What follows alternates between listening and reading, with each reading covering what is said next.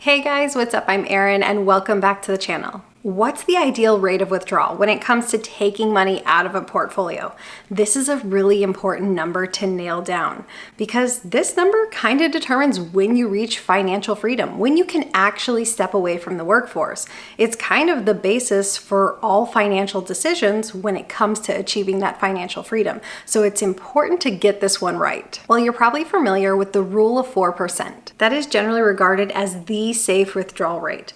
The 4% refers to the portion of a portfolio withdrawn during the first year. It assumes that the portion withdrawn in subsequent years will increase with the consumer price index to keep pace with the cost of living. That 4% figure came out of the Trinity study, which was done in 1998, and basically determined that a portfolio that was at least 50% stocks and 50% bonds was unlikely to fail, i.e. run out of money in a traditional 30-year retirement. And since that study was published, the rule of 4% has kind of been taken as gospel in the financial community. It's basically the number that everyone references, myself included. I have countless videos where I reference the rule of 4%.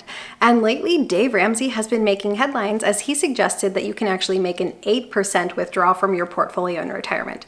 But this isn't actually anything new. Dave Ramsey has always said that you could take an 8% withdrawal in retirement. He's always said that you can capture a 12% rate of return on your investments and take out 8% when you're doing your withdrawals on your portfolio. I actually discussed this in a video I did years ago, going over the amounts that different financial pros recommend that you have for retirement. As you can imagine, if you use an 8% rate of withdrawal, you need a drastically lower portfolio than if you have to utilize a 4% rate of withdrawal. Let's do a quick example. Let's assume that you need $50,000 from your investments in retirement. If you're to use an 8% rate of withdrawal, you only need a portfolio of $625,000. But if you use a 4% rate of withdrawal, you would need a portfolio of $1.25 million. So literally a portfolio of double the size, which makes sense because it's double the withdrawal rate. But as you can imagine, it's much easier to accumulate a portfolio of $625,000 as opposed to a portfolio of $1.25 million. And the reason this 4% withdrawal rate has been adopted as gospel is because it virtually has a 100% success rate for a traditional retirement, and a lot of people are looking for guaranteed success when it comes to making their money last in retirement. But it's important to note that a 4% rate of withdrawal is not the only rate of withdrawal that guarantees a successful portfolio, aka that portfolio that does not run out of money. Let's first start with the assumptions made here. The rule of 4% assumes that you have a portfolio that is at least 50% stocks and 50% bonds. As people get closer to retirement, they tend to get a little bit more conservative with their investment styles. They tend to allocate a little bit less towards equities, which is understandable because they're moving from that wealth accumulation phase to the wealth preservation phase. Plain and simple, once people hit retirement, the less time they have to recover from market volatility, and the greater the percentage of your portfolio that is dedicated to equities,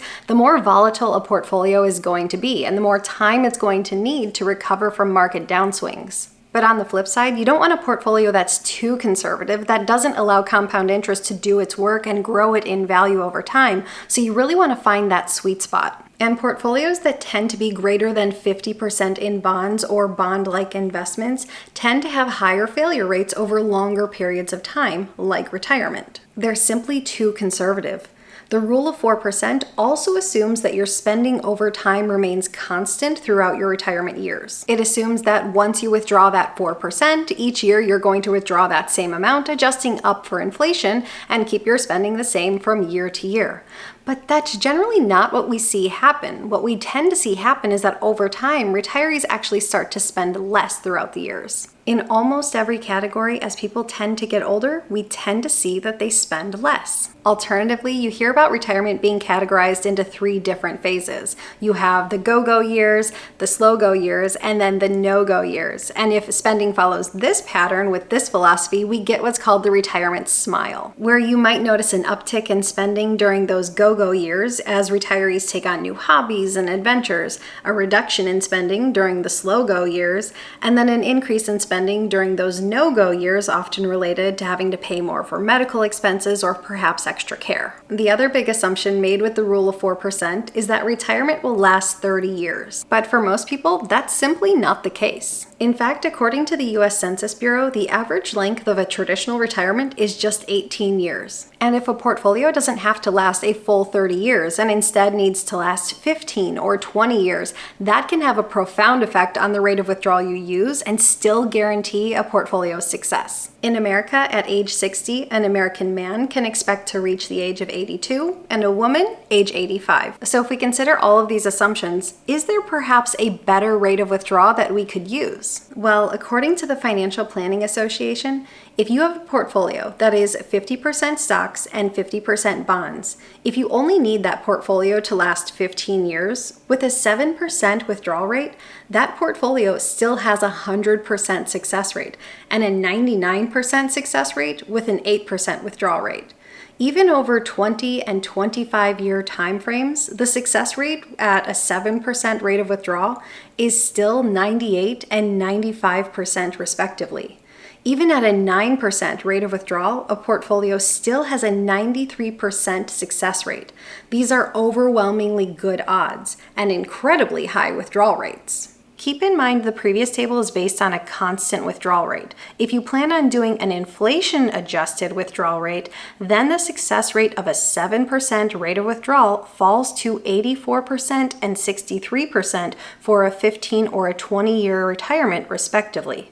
For an inflation-adjusted withdrawal rate, 5% seems to be a safer bet during the 15 to 20-year time horizon. And the traditional rule of 4% is based on an inflation-adjusted withdrawal rate, as opposed to a constant withdrawal rate. So based on the data available, I think it's safe to say that you can adjust up that rate of withdrawal. In fact, the Financial Planning Association states a client can plan to withdraw a fixed amount of 7% of the initial value of portfolios composed of at least 50% large company common stocks. But if you're looking to do an inflation-adjusted withdrawal, you're going to want to stick closer to that 5% range. Think about what that means in terms of what portfolio size you would need in order to have a successful retirement. Of course, it's always wise to be somewhat conservative when it comes to your rate of withdrawal, because erring on the conservative side means you're less likely to run out of money, and it's far worse to run out of money in retirement than it is to end up with a little bit extra. I follow a gentleman named Jordan Syatt in the health and fitness space, and if you're at all interested in health and fitness, he is a great one to follow.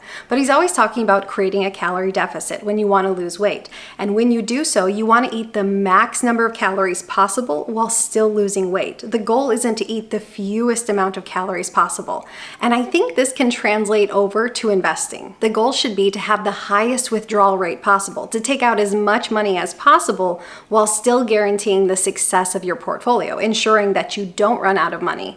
The goal isn't to be as frugal as possible and spend as little as possible. The goal is to build the life you want from the money you have. You can also help to increase the odds of success with your portfolio by adopting a flexible withdrawal strategy, withdrawing a greater percentage during the years where the market is up and withdrawing a lesser percentage in the years where the market is down or performing poorly. And what can really help with this is to employ some sort of bucket strategy and have cash reserves on hand that you can draw from when the market is doing poorly and not have to touch your investments. That way you can leave them invested and hopefully give them the time they need to recover before you have to touch them. And this can still allow you to make the most of your retirement. You can plan the trips and those bigger expenses for the times when the market is performing well, and then scale back your lifestyle a little bit when the market isn't performing so well. So ask yourself, are you willing to be a little bit more flexible in retirement? If the answer is yes, you can certainly have years where you have a higher withdrawal rate and then other years where it's going to be a little bit lower. When you retire matters. If you retire during a severe market downturn and immediately start taking withdrawals on your portfolio,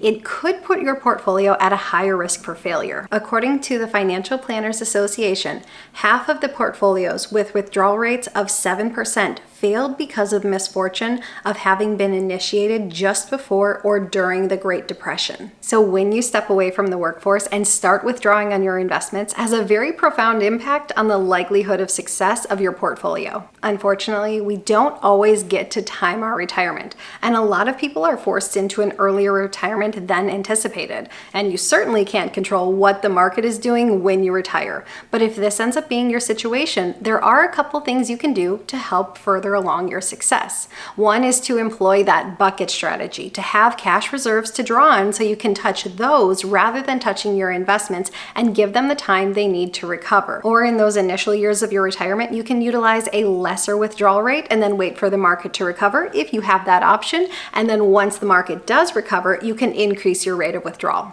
Now, it's not always best to increase your rate of withdrawal, even if the data says that a portfolio can be successful. For someone who is extremely risk averse, this may not be a good plan.